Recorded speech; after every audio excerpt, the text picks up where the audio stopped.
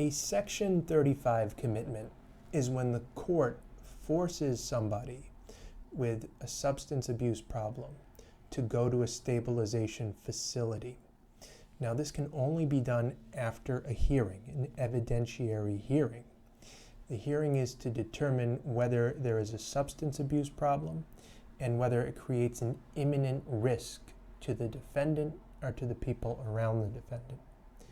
Now, prior to this hearing, the defendant is asked if he will participate in an evaluation with the clinician. The court clinician is usually a social worker or a psychologist. If the defendant does not want to be committed, then it's often a good idea to decline the evaluation. This is for two reasons. Number one, the clinician will almost always, regardless of what you say during the evaluation, will almost always recommend that you be committed.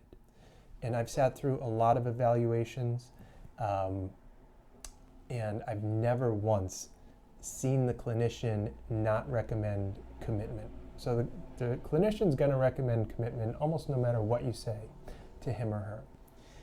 Second, if you want the commitment to be denied, by refusing to speak to the clinician has to base his or her testimony on hearsay evidence, so the statements made by the applicant, as well as whatever court paperwork is readily available to the clinician. So it's not as valuable of testimony when the clinician gets up there and speaks in favor of your commitment. I've written a blog post, and I'll put it in the description below.